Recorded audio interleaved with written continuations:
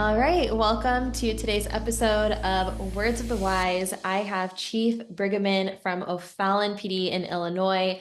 He has 26 years experience in law enforcement, and he is on the board for the Illinois Association Chief of Police. Welcome to the show, Chief Brueggemann. Thank you Welcome. so much Hey, for thank being you. here. Thanks for having me. I appreciate it. Yeah, of course. I'm really excited to have a conversation with you. I wanted to first maybe get a little bit of background on you and how you got started in law enforcement and maybe some of what your biggest achievements or highlights within those 26 years were. Well, probably my biggest achievement is this podcast. So, I haven't had a whole lot going on lately, but this is going to be the highlight today. This is Uh, it. yes, this is it.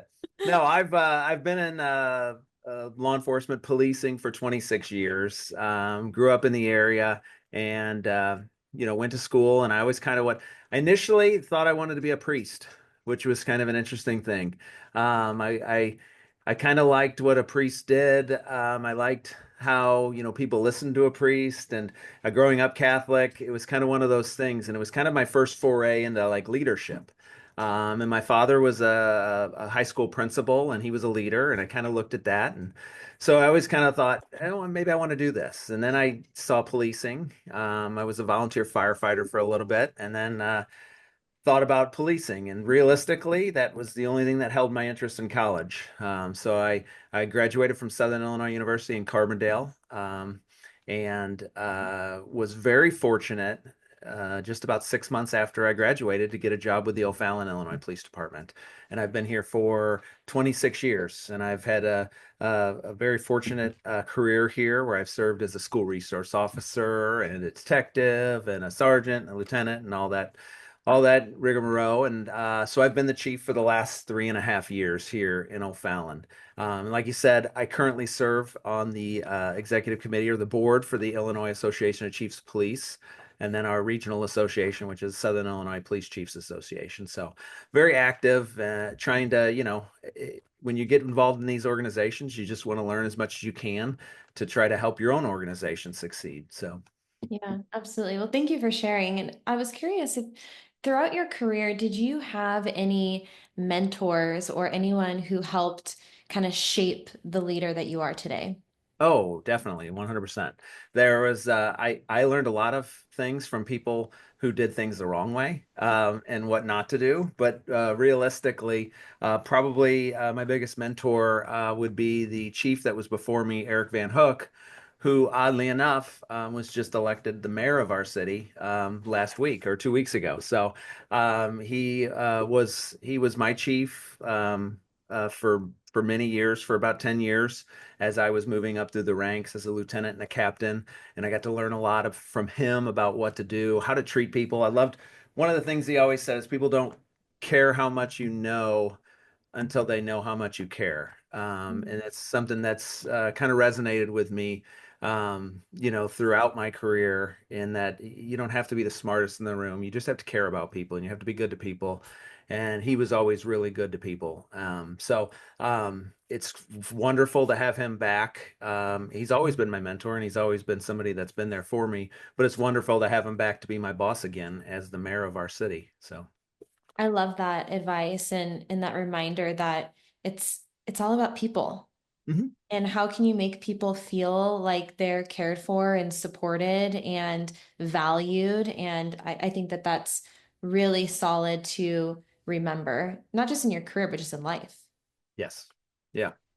I also love that you said that you learned what not to do. And I've said this before, but like I would arguably say that I learned more from what not to do than I have, and learned more from failures and successes. And, one of the reasons why I started this podcast, and we talked a little bit offline, is I wanted to share those words of wisdom too, of like, hey kid, like, hey new officer, new person in this career, learn from these individuals, learn from us, learn from our mistakes, and learn from Oh, things that maybe we wish we would have done differently. What are some of the things that, you've learned throughout your career in the context of wellness? Maybe some things that, have helped you along the way that maybe you didn't know right away when you oh. were a young officer. I talk about this one a lot, and I come from, being on 26 years. I don't let a lot of things personally get to me, and I've always been that way. And I think that's somewhat to do with a general lack of empathy. And I know where my strengths are, and empathy is not one of my best strengths. So it's one of those things that I have to work on a lot, because I need to be empathetic. I mean, you have to be. If you're going to be a good police leader, you have to be empathetic. You have to show people that you care, and you have to care. And I do care. I just sometimes have a problem showing that. So, um, but anyways, growing up and running through the ranks, and I specifically remember a story where or a call where I was a sergeant, and I had an officer who went out to a call with a child who had passed away, who had died at a babysitter's house, and it was like a sudden infant death syndrome kind of thing. And I went about that call like I'd go about any other call. And I handled it, and it didn't really bother me that much. But I didn't understand is that this officer had a small child at home the exact same age. Mm, And he was really, really struggling with that. And he was out in his car and he was crying after, in the middle of the call. And at that point, I kind of walked up to him and I said, "Hey, you got to get your stuff together. We got to handle this stuff and we got to do this." mhm, And in the moment, that was right. We needed to take care of things, we needed to do things. But what I learned that I failed to do as a supervisor, as a leader, is following up with in on him and not realizing that not everybody takes things the same way. And what might not affect me is going to affect somebody else a completely different way. Everybody has their own personal experiences. And I didn't recognize that. And I'm always cognizant from a wellness perspective that I'm just not always going to recognize what might trigger somebody, what might affect them, and how do I as a leader provide services for them and provide resources for them so that way they can continue to do their job to be the best that they can be. And that was a real, like, real turning moment for me as a supervisor to see that, man, I really screwed that one up. But by me screwing that up, I think I became better, and I think I became better. And unfortunately I messed that one up, and I'm going to mess up things as we go on, but as long as I can learn from them and do better, that's about all we can ask for, right? I think that's exactly it. It's like there's never ever going to be a point where, as humans, we don't make mistakes. There's always going to be things that happen. I think that you're exactly right. It's like, how can we learn and grow from those things? But then how can we also allow other people to learn Mhm. from those things? And especially in that leadership position, it sounds like you took that instance as a way to not only grow as a leader yourself, but to develop other leaders within your organization by saying, hey, like, don't make the same mistake I did. Like, let's make sure that we're taking care of people. And I honestly, when I was younger, I struggled with the same things with empathy, and I couldn't in my head my head around, like, if I didn't think that it was a big deal, I couldn't understand why other people thought it was. I was Exactly. like, I can get through it. Why can't you? Or like, this didn't impact me, so it shouldn't impact you. And I think it comes with growth and experience and, age and really taking a look at yourself. But it took me a while to realize what you just said, that like everyone is impacted differently by things. And just because something doesn't affect me does not make it less valid that it affects somebody else. And so, Correct. yeah, I've been in that same position, and I am glad that, I came out the other end and now can realize that, and I'm not still in that mindset of like, get it together. Like, why are you impacted by this? Because I do think that it's helped me in life to build deeper connections and relationships with people. Yes, that is exactly right. And I have to kind of remind myself of that because, especially with being a police leader and not being out on the road and not seeing the same thing that my officers and my dispatchers and my telecommunicators are seeing, or our EMS personnel that are out there, we don't often see that stuff. So I've got to kind of put myself into their position and just say, all right, well, what would happen? Let's work this through. And then I need to rely on my team because my team is all part of it as well. And my team has got to help me out with that as well. So Yeah, 100%. I wanted to ask you, throughout your career, what support or resources did you have that got you through some of the hard times? You know, I think everything really comes back to my family. Mm. And I've heard you ask people like, what is your why and why do you do these things? Yeah. And if you're going to ask that later, just going to take it from you right now because they're really my why. Like I've been married. I have my wife, Mara. We've been married for over 25 years, and I've got three kids.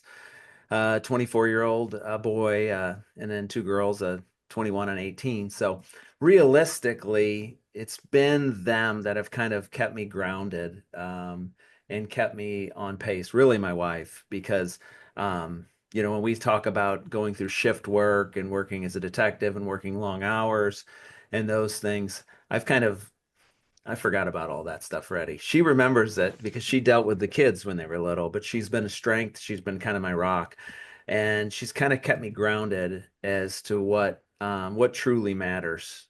Because your career is one thing, but at the end of the day, the career will be gone, but your family will always be there. And so I look at them that's been kind of the basis of kind of what I've experienced and then what I'm trying to do for our officers kind of moving forward is kind of remind them that, you know, when they're here, I want them to be their best, right? From 6 a.m. to 6 p.m. or 12-hour shifts, I want them to be the best officer, put their uniform on because we demand the best because we're dealing with people when they're at their worst.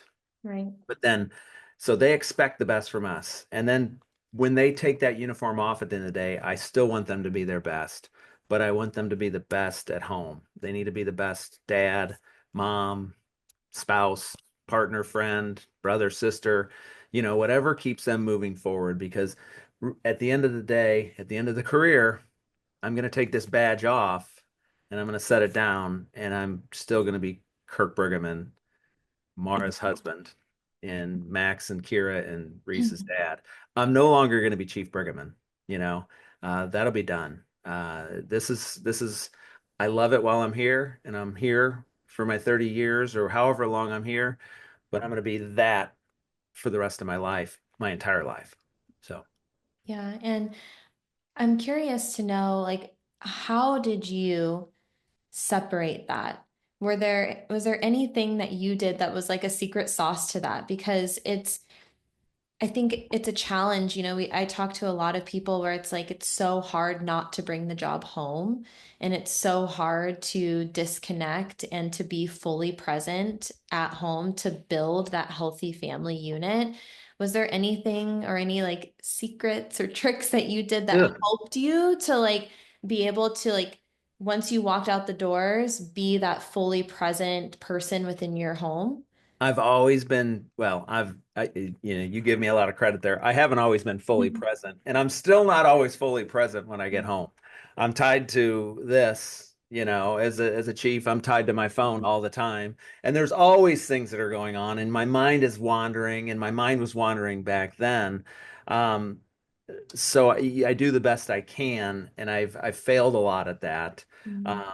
I think it's just having that partner at home that understands that, you know what, sometimes, there are things that are going on that's going to bother me. And do we want to talk about them or do we want to not talk about them and then just kind of move forward, I've always been one to not talk a lot about the job. I never talk about specifics about what happened, but I do talk about some of the generalities of what happens at work. And I think that's natural. And my wife does the same thing. She's a teacher. The specifics don't matter, but some of the generalities of what she's dealing with. And sometimes it's just venting to someone, getting it off your chest, having that 10 or 15 minutes where you vent about what's going on. and then moving forward. And it's just it kind of lets it out. I think my biggest thing too is having friends that are not law enforcement, that are not police, that don't live that life, and it allows me to separate that life a little bit from that, so that way we're not when I'm at home or when I'm doing stuff, we're not talking about the job. We're not talking about what happened at work, or we're not talking about this. We're talking about something totally different because they don't have an idea what we're talking about. So so that's always been a big a point for me is to make sure I have that outside life outside of policing. I love policing, don't get me wrong. It's like the greatest thing in the world, and I would never do anything differently. But then I love also not being a police officer sometimes and just Mhm. disconnecting. Well, I think it goes back to your point of like it gives you the opportunity to feel like you, not cop you. And when you do eventually retire and leave, you still have that sense of who you are outside of the job. Because I do think that a lot of times the conversation comes up of, you attach everything and your entire identity to the job because you do love it. And then what's next? Do you have interests? Do you have a community? Do you have a family when this job is over? And do you have Yes, a sense of who you are as a person outside of the job? I know that exactly. we had this conversation before, and I was hoping that you could, maybe expand on this to our listeners, but you guys really try to take a focus on the family unit and not just encouraging home wellness with your officers, but you also are providing resources for the families to be able to understand what their spouses are going through as law enforcement. Are you able to explain a little bit about that and how you focus on educating the family? Yeah, and I think that's something that we've just, recently kind of just determined to be really, really important over the last several years with myself and one of our captains, Mike Mogus, is that we've been looking at from the very beginning, from when we are turning in our applications and deciding if they want to be a police officer, is having them do ride-alongs, having them know what it's like to be a police officer or to be a dispatcher, a telecommunicator, have them sit in and have them talk to people. A lot of times people, they see a lot of TV. Everybody wants to be a forensic psychologist. And I have some bad news for those people out there. There are not enough serial killers out there to keep all of the forensic psychologists employed. Um, so just having a realistic expectation of what it is. And then as we kind of go through that process and we do the ride-alongs and we talk to them and this is what it is, then we bring the families in and we have somewhat of like kind of like a little bit of a family academy, or not really a family academy, but we sit down for a couple hours and we talk to the families about what what can you expect? What can you expect? And this is whoever they want to bring in. Is it a spouse? Is it a boyfriend or girlfriend? Is it a mother, a father? Do they have their young daughter who's going to be a police officer? Are they worried about her? So we talk about our city. We talk about what they can expect. What are the hours like? What's it going to be like when they go to the academy? What are they going to be feeling like when they come home? We give them resources too. I always give them a book, and I don't get any money from this or anything like that, but it's a book called I Love a Cop, and it's a big book that I give the families that kind of explain kind of what police officers go through, and gives them some resources and some guidance, because most people that get into the police work, they haven't been in it before. It was like me, my family, nobody's ever been I've never had a police officer in my family before. I know sometimes it runs deep in families, but a lot of times they don't know how to act. They don't know what it's going to be like when people are off duty. They don't know what people go through. So we try to give them those resources, try to let them know that we're here for them as well, because I don't just bring on the officer, we bring on their family as well. So we have a spousal support group. They have a Facebook page, and they go out and do different things. They have different nights where they'll go out and just talk, and it gives them the opportunity to vent to each other about us cops, because we're not always perfect. I mean, I'm pretty close. And if you ask my wife, I'm probably 99% there. but that 1% is where it can get a little hinky. So it's nice for them to have an outlet of somebody that's been there, done that. One of these new officers comes in and they maybe have a spouse that doesn't understand what's going on, and they can reach out to somebody that's so one of our spouses that's been married to one of our officers for 10 years and say, yeah, that's normal. Yeah. This is how we deal with it. This is what we do. This is how we do things. So we get those families involved. We have family activities. We have family nights here where we have kids come, and you get people involved in that. So the more that you make it like a family, then the more that those spouses, those families can, kind of connect with each other and be resources for each other. And I think it's just so important for people to not feel alone.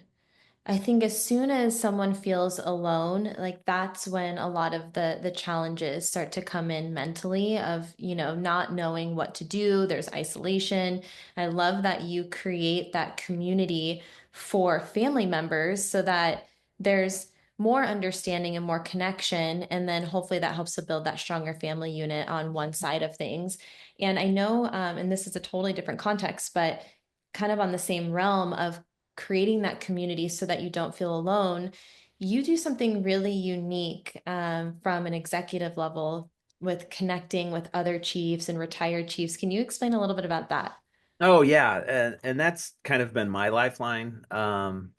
As a chief, as a leader, of trying to keep my own sanity, because there's a lot of things that go on here that sometimes I can't talk to my wife about because she just didn't understand, and I may not be able to talk to some of my captains about because they haven't been in that position. So we have a breakfast group that is led by chiefs in our area, and then retired chiefs that come probably twice a month, and we just meet for breakfast at a local diner every couple weeks for about an hour, and we have coffee and we eat, and we just kind of run things by each other, and it's fascinating to learn that the same things that I'm dealing with right now, they dealt with 20 years ago, and somebody else down the street is dealing with something that I dealt with 2 weeks ago. So it's great to have that mentorship from the retired chiefs, but then also,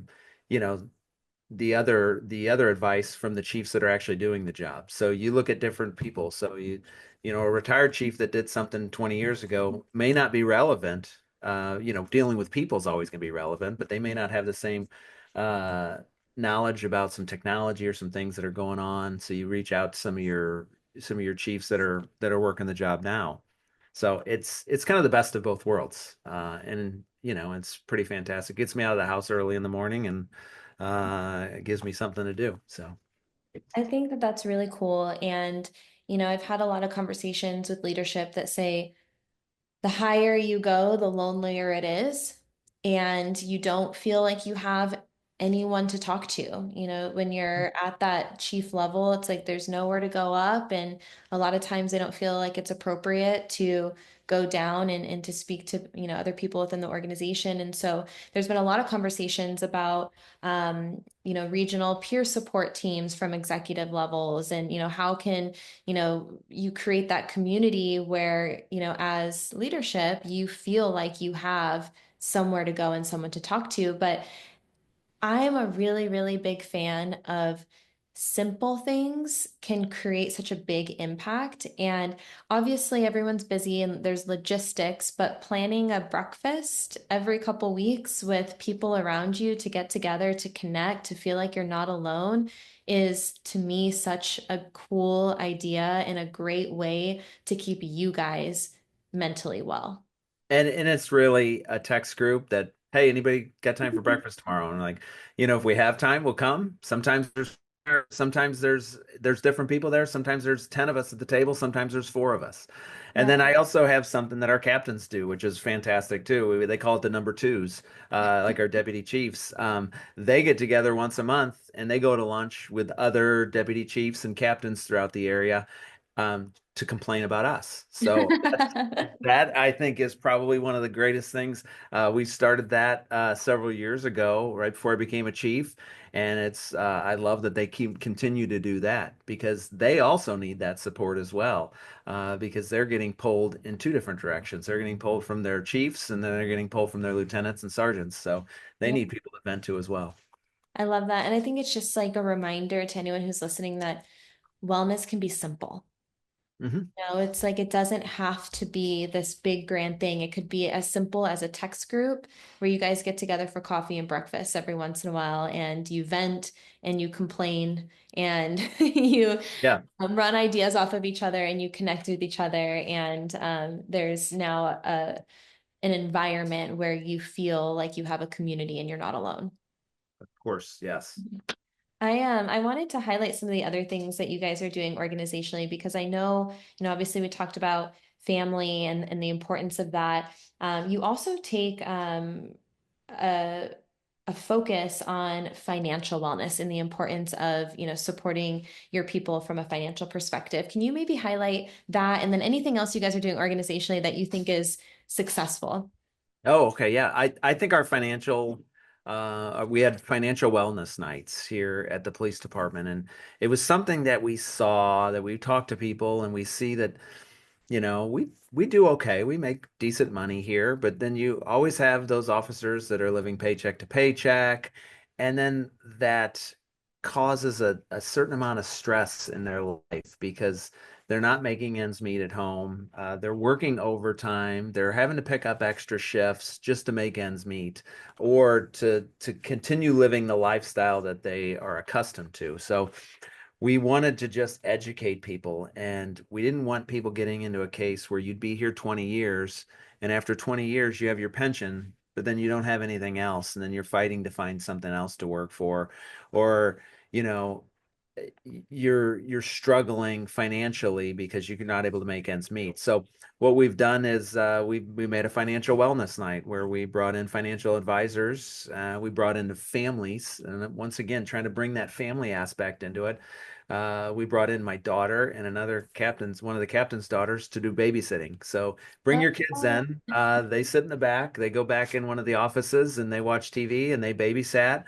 We ordered chicken fingers for them and had food. And we just took about an hour, hour and a half where we went over everything that we felt like you needed to know. Like, what's your pension about? What does your paycheck look like? What comes out of your paycheck? You'd be surprised at the number of officers and family members that don't know what comes out of their paycheck and where everything goes. And we pay into Social Security, or we have a 457 plan, investment strategies, or you can do this and do that. And none of it was a sales pitch because I don't believe in, having people come in and do sales pitches on things. I mhm. just want people to be informed so that they can make their own decisions. And nobody try to sell anybody anything, but I just want people to just to know enough so that way they can set themselves up for success Yeah. because we've seen like it's another fact where we've seen people that have failed and not set themselves up for success, and then we tend to look at that and we say, do you want to be like this or do you want to be like this, and so many times spouses don't know because the officers don't tell them because we're really good at communicating on the road. We're really bad at communicating to our spouses. Mm. So we sometimes we have to reach out to them as leadership, and I feel like that's probably our biggest thing, and that's kind of why we started the spouses group as well, because we're finding that we were having events and doing things, and then the spouses were like, well, I didn't know that was going on. I didn't know you were doing that. Yeah. So we got with them, so now we have a direct line to their spouses, to that family group, to let them know, hey, this is going on here. Would you like to attend? Because a lot of times our officers, they're like they're like grade school kids or high school kids, and that thing sits in their backpack for 6 weeks, and then the day before they need a signature because they're going on a field trip and they can't go on it until they get assigned. So that it's kind of what it is. As much as we trust them and we think they're the most amazing police officers, amazing people, we have our faults. And so we know what those faults are, and then it's up to us to try to help get them Reel through. everyone in. Yep, reel it in. So Well, I think that everything that we've talked about so far, to me, it's all in the realm of longevity. It's like how can you, because it's all interconnected, how can you create an environment where there's longevity financially? And if you aren't set up financially and you're living paycheck to paycheck, there's a snowball effect that happens, right? Now you're trying to work more, which means you're sleeping less, which means you're home less, which means you're more stressed. And all of this is going to impact your performance on the job. And then it's also going to impact how you respond at home. And so it's all this interconnected ripple or snowball or whatever, like vision that you have in your head about it. But I think that if you can take a look, okay, we're going to try to make sure that we're cutting out the stress of finances. We're going to educate you so that you can be set up for longevity financially. That's going to help you to be home more because now you don't feel like you have to work all the extra hours to support this lifestyle that you can't afford. We're also going to support you and your family so that you guys have longevity so that when you do eventually retire and you leave the job, you have family intact, and then you also have your health intact and your finances intact so that you can have a long and successful retirement. So oh, it's all, there's so much to it. You know, we're yeah, juggling all this thing. We're juggling our mental health, our physical health, our financial health. It's hard. And so, we try to do what we can to make things better and to make things easier. And I think that's realistically like my goal is to give you all the tools that you need to be successful, not only at work, but at home and in your personal life, whatever we can do to do that. yeah. I have And a I don't know if I got a dog running around me here. We do have a wellness a support dog here. I don't know if I can grab her and show her here. Jujubee. hello, Jujubee. Jujubee is our Jujubee is one of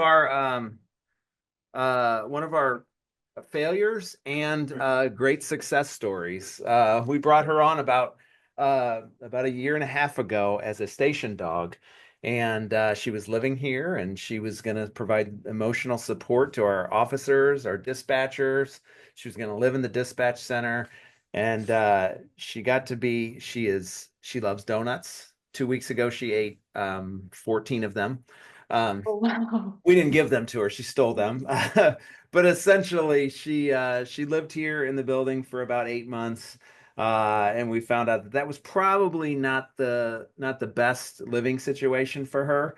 So she's been going home with one of my captains at night, and then she comes in during the day. And we've seen a failure here. She was a failure at first, and she's turning into a huge success story. So she walks around the building. She keeps me sane a lot of times. We have some of our officers who were a little ambivalent towards it at first, but anytime she's walking around the building, it's a fantastic thing because she'll come up and they'll pet her, and it's great to have a dog running around the building. So she helps people with their She mental. does, yes. You know, I, Yes. I, It's another one of the things that we're trying to do. And I think you're seeing that throughout the country, and I've seen that through your thing. There's so many different ways to try to help us with our mental wellness. And some things work, some things don't work. But we're always just trying new things and seeing, and it's like throwing it to the wall and seeing if it sticks. And if it sticks, great. If it doesn't, we try something different, you Yeah, know? no, I love that attitude of like, let's try a bunch of different things. I think there are a lot of people who are maybe afraid to try stuff. And so having that mentality of like, if it works great, if it doesn't, then there's something else, because there are tons of resources out there Mhm. and things you can do. My question is, you can provide all these resources. How do you get people to use them? How do you build a culture where people are excited to use them? They're actually taking advantage of these things because there's that like mentality of like, well, we can give them everything, but we can't make them drink. So, how do you get people to utilize the resources that you're providing? That's a great question because we've had yoga here at the building before for a couple years, and that they didn't want to come to it. So, you a lot of times you have to go to them, and you have to show them that there's value in it. And then you also, I feel like from the top down, we have to participate. So when we did the yoga, I participated every week. And when we did, and so we're offering, we have peer support counseling, and we have a new counseling service that's free that we're rolling out. And a lot of it's the messaging. It's like, if we can get excited about it, and we can present this to them in a positive way. They're going to take advantage of it. And like I said, sometimes things are going to stick, sometimes they're not. Like Mhm. jujube is wonderful. Some people love jujube, some people are like, whatever. And it's not for everybody, but it is. It's really hard to try to get people to take advantage of things. But when you have something that's really good, I think, and you find something that it really works, then they're gonna go after it. Incentivizing is another thing that we like to do. Or are you incentivizing people to go to counseling? Are you giving them time off for going to counseling? Those are a lot of things that are out there. And I'm not inventing these wheels. I'm not reinventing the wheel. These are all things that we talk to other departments. It's like, well, what are you doing here? How is this working for you? And it's like, well, that might work a little bit better over here. So we kind of look at that. So always looking at finding new ways to try to get them. You're right. It's tough. It's tough to get them to work on these things, um, and to take advantage of all of the things that we have. Like we found that our EAP, um, is that we have a very robust EAP program through our insurance company, and nobody wanted to use it Yeah, because they didn't trust it. right. So we partnered with a local counseling service that only does counseling for first responders. Yep. And instead of me talking about it, I brought her in to talk about it. So that way, they don't sometimes always don't want to hear it from the chief. They want to hear it from them. And then they want to hear it from other officers that have been there. And so, you get that buy-in from them. And then you bring them on too. Well, what do you want? What do you want to see? So Mhm. we're doing that with surveys with our officers, and quarterly conversations from our sergeants down. It's like, well, how can we help you be better? And I think that's the big thing too. If I'm bringing it up, it's one thing, but if they're bringing it up and it's their idea, then they're gonna buy into that. They're gonna participate a little bit more. So we look for opportunities there too. I think It's some hard. Yeah, for sure. And I think some of the key words that you said, one was trust.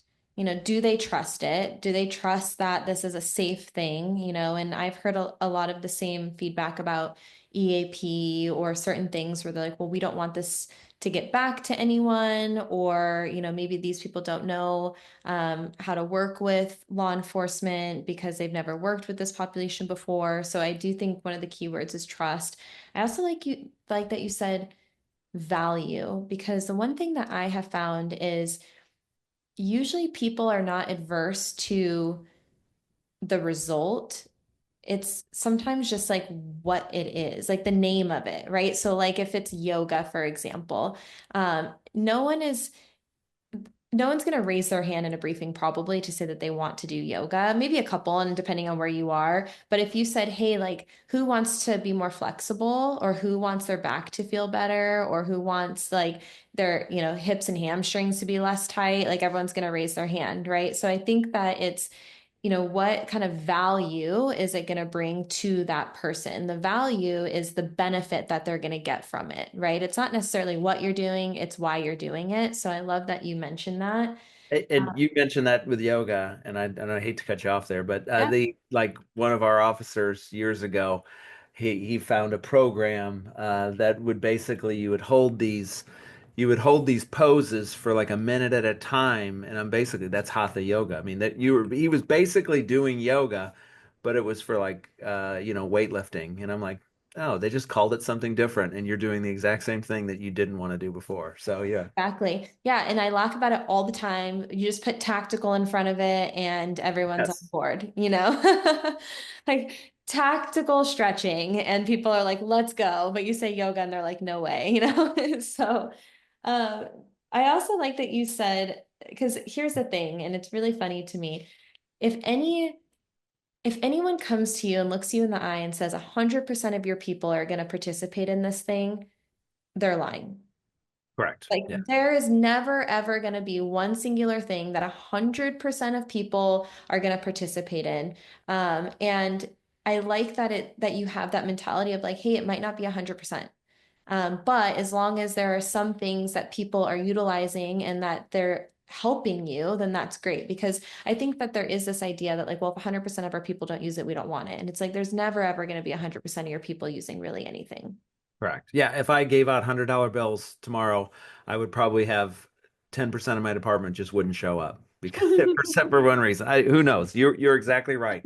You can offer everything and they're not going to do everything, but you just got to find it. And everybody's different. It goes back to that what I talked about earlier. Everybody's experiences are different. So you try to find what's going to work for them. And it's not always me that's going to decide. It's going to be them that's going to decide. It's going to be other people that are going to say this might work for us. So Yeah. as a leader, I think you just have to be open to new ideas that might not even be your idea. And most of us chiefs are, I'm middle-aged, balding guy. I'm older, okay? I don't see things the same way that my 22-year-old officers see. When I go into the gym, I don't listen to the same music that they do, and stuff like that. So, they're getting their information and their experiences are going to be different. So what's wellness to them is not going to be what's wellness for me. So I have to be open, and I think as a chief and a leader, you have to be open to what they need, not what you think they need. And that's Yeah. probably the big thing because I Yeah. might think they need something, but they need something totally different. Yeah, Yeah. and like you said, like having an open mind, but then also giving them the opportunity to take ownership of it and saying, hey, these are the things that I want, and then being willing to at least try to provide some of those resources for them. I also like that you were talking about incentivization. I had a conversation recently and I added to it. So it was in the context of like getting people to do stuff, and they said there's two things that cops love, and it's money and time off. And you Mhm. said that, but I'll add to that because I think the third one is competition. I think it's like beating people out, like being better than the next person. And so I would add money, time off, and being better than the next person Yes. in beating them. So, Right, and we do. We have a very competitive mhm. department, especially when it comes to like physical fitness. And they're always putting things up in our gym, different workouts that they're doing and putting their times up and trying to beat other people and all that stuff. And for me, I love it. Other than I don't want them to get hurt because because anytime that I work out, I tend to get hurt because I'm old now. But these young guys and gals, it's fantastic to see how they take on to that stuff. So that competitive edge, they've always got that. It's wonderful. Yeah, for sure. And then anyone who's listening, it's like I think because I've been in detectives units where they have squat competitions, and like the winner gets XYZ, or dispatch are having, internal competitions with each other, or, and just finding out within different areas of your organization what motivates people, and then how can you put in place that particular motivator to get them to do something, right? And Right. so Yeah. it's like, hey, like if you want them to focus on their wellness, maybe you do a squat challenge or a physical fitness challenge or a yoga challenge, or maybe it's a raffle that you put together, and there's some sort of prize like gift card if you're allowed to. I know some cities aren't allowed to do that, but if there's community partners that donate things, you can put together raffles, or maybe there's an opportunity to give away a day off if you guys have the staffing and the ability logistically to do that. So I love that it's like, how can you figure out what motivates people, and then how can you put in place certain incentivization, approaches to get them to take action. And then giving them the power to run those Yep. because we've done things like that, but it hasn't been me and it hasn't been the chief and it hasn't been our HR department. It's been the individual, it's been the telecommunicator that said, hey, we want to have a competition. Would you support it? And would sure, yeah, that's what you want to do.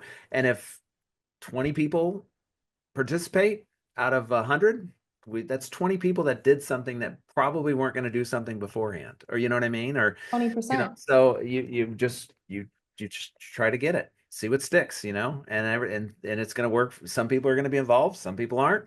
They'll get involved the next time. So, yeah. No, I love It's that. exciting. I mean, as I talk to you, like I get excited about this stuff because I start thinking about like, oh yeah, we're doing stuff like that, and there's opportunities to do more stuff like that. Yeah. There's only so many hours in a day, but when you sit there and talk about it and you get ideas of how to make your organization better, how to make your people better, it excites me. So I appreciate you doing this with me today. It's awesome. Yeah, of course. I'm having a great time. And, we had talked a little bit about this before, and I think it all ties back. It's like, and you had mentioned this, that what you're seeing is that a lot of people are leaving this career because of the way that they're treated, because of the lack of support or resources they have within organizations. And so having these conversations about how can you create an environment where people want to be there, they want to show up, they feel valued and cared for, they feel like they have the resources so that you can, I mean, not only it, and I think it's like it's such a I don't want to say blanket term, but it's like we talk about retention, right? You want to retain your people. But I think more than that, I think that like you want your people to thrive and your people are your most valuable asset. So how can you create an environment where people feel like you care? And it goes back to that mentorship advice that you had, like, and I want you to say it again, like people Oh are yeah, people don't care how much you know until they know how that you much you care. care. Yeah. Yeah. So And that's really realistically what it is. And I think just focusing on that culture of value, that culture of acceptance, that culture that people come to work and know that what they do matters. And that they're going to that we're going to care about them, and we're going to show our gratitude towards them just by, nice work, good job. Thank you for coming to work. It seems like a really weird thing to say. Thank you for coming to work. But I recently went to a training class where there was a deputy chief from Chicago, and he would tell that to people every day that he came into work. Thank you for coming to work today. And it just gives people just that knowledge, knowing that somebody cares, that they're doing stuff that matters. yeah. And it matters to our community, and it matters to the people that they work with. Um, money is, it's one of those extrinsic things, but you need to be intrinsically involved, and you want to be part of that. We've had people leave other organizations that have made more money to come to our organization because they didn't feel valued.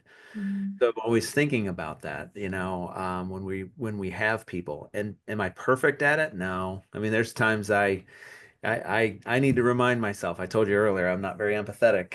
I need to remind myself too that I need to sometimes show gratitude to people and let them know that they're valued.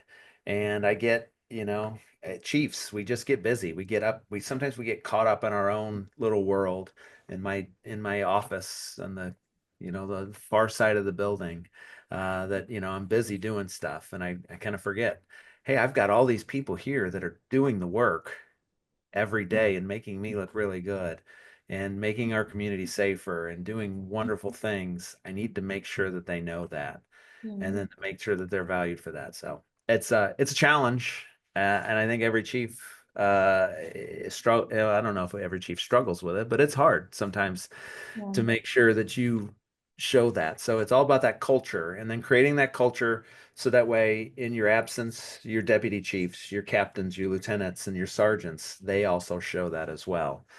Because if they're not doing it, then you're losing. You have to get that buy-in and that culture for the whole organization that it's good. So I think that like anyone who's listening can relate to the feeling of being really stressed and having someone say, hey, I appreciate what you do, and how that feels to you, especially when you're not expecting it and you're like, wow, like, thank you.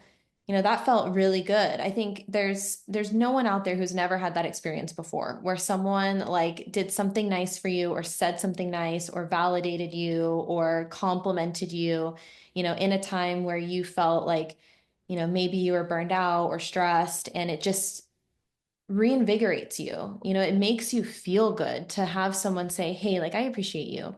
Thank you. and Like, good Yeah, job. right. It's the small things that I think makes the biggest impact. And I think that that can be in your personal life, that can be, on your job. But I think that it's, it's not always the big things that make the biggest impact. Sometimes it's the small things of someone just saying, hey, thank you. And you see that, and I would argue there will be people out there will say, well, there's cops and there's police officers in my organization. They don't want to be acknowledged. Well, that's a lie. Mm. Everybody wants to be acknowledged for the good work that they're doing. Yeah. They may be humble and say, "Oh, it's my job. I'm doing my job." But deep down, they want to be acknowledged. They want to feel valued, and Mhm. it makes them feel good. I always remember the times that I had one of the chiefs that said something nice to me, and or said something good job, and I think, God, or an email that I was written. I would read, I don't, it's kind of weird, but I would look at the email and I'm like, oh man, that's really nice. They said that was real. I did a good job. And I'd read that email like two or three times and it would make me feel good. And even today, sometimes when my captain says, hey, that was really good. I really liked that, what you did there. I mean, it makes me feel good as a chief. So people want that. If they say they don't want it, they're lying. And we have to give it to them. Because Yeah. if we don't, they're going to get it from somebody else and then they're not going to be working for you very much longer. Well, I think too, it's like the programming is great. And I'm so happy that agencies all across the country are investing in wellness programming. But I think that what we just talked about is a testament that wellness isn't just programming, Mhm. and it goes far beyond that. And a lot of those things that we just talked about, all of those things that we just talked about, they don't take money. They take effort, awareness and effort. And one of the biggest pushbacks or maybe challenges that I hear is, well, we don't have funding, we don't have resources. We can't invest in these programs. And it's like there's so much more outside of the programming that attributes to wellness and culture. And I think that if you can start there and you can try to figure out what those things are that are going to fulfill your people and make them feel valued, then all the programming stuff is like the extra cherry on top, Yeah. But I think there's so many things that don't take money, they just take effort. It doesn't cost anything to get the spouses together and, once a month just to talk, or it doesn't cost anything to have a small little picnic or anything like that and have people potluck, bring stuff together, bringing people together. It's all there. It just, like you said, it takes work Mhm. and you have to be willing to put the work in because sometimes, they're not going to do it on their own and they do need a little bit of a push to do that. Yep, 100%. I have Yeah. one final question for you before I'll let you have the floor if we miss anything else. But I wanted to ask you, what words of wisdom would you share with someone who's earlier in their career? Maybe something you wish you would have known or something that's helped you along the way. Let me think about that one. I would say the one thing I said is always is be yourself, okay? Like especially as you move up and as you're doing things, be a good person and be yourself. Don't change who you are to what you think people expect you to be. Especially as you're a young officer and then you're wanting to be a supervisor and you want to be a leader, maybe a sergeant or a lieutenant or something like that. You got hired because of who you were, and the work that you're doing and your character, your morals, your values. I want just make sure you stay true to that as you continue in this career because the career can kind of jade you a little bit because we see a lot of stuff that's not great. But if you stay true to yourself and don't take yourself so seriously either. There's a, this job is very serious, but you kind of have to have fun with it, and you got to have a sense of humor, and you got to have fun. You got to be able to brush some stuff off and live your life, because the majority of the people, and I'm saying like seven different things here, but that's all right. I mean, realistically, when you come into this job, you would think that everybody's terrible, and because that's all you're doing, you're going out and you're dealing with all these people that are breaking the laws and domestic batteries, violent crimes and stuff like this. 99.9% of the people in this world are really good people. You know, it's that 0.1% or whatever it is that do some bad things. And we unfortunately have to deal with that. But you know, I think when you take the badge off at the end of the day, you know, just trust that there are a lot of good people out there, you know, and realize that most people out there are good people. You know, you always want to have that thing in the back of your mind. You want to be safe and everything like that, but for the most part, sometimes you have to let your guard down a little bit. Because if you're sitting there in code red all day, um, you know, you're just going to drive yourself nuts. Yeah. You know? I don't know. There's a bunch of stuff. You take what you want with I it. loved it. No, thank you so much. I appreciate your time, and that's all I have for you. I've really enjoyed this conversation, but I want to give you the opportunity if I missed anything to take the floor before we close out for the day. No, I appreciate you. Like I said earlier, I think it's fantastic you're doing this. I liked listening to some of your other podcasts with some of the other chiefs to get some ideas on like what we can be doing. Um, I would, you know, I would hope that maybe somebody out there listens to this and gets some ideas for something that they can do in their own organization and helps them, you know. Uh, Not everything that I do is perfect or great or anything like that, but if you found one little tidbit, then I feel like it was a success to sit here today. So, and you kind of reinvigorated me as well to, you know, to try to think about what else I can do in my organization to help our officers because we just want to be successful, you know. Yeah, So thank you absolutely. very much, Paige. It Thank was you. No, great thank talking to you. you. I appreciate your time so much. All right. Bye bye.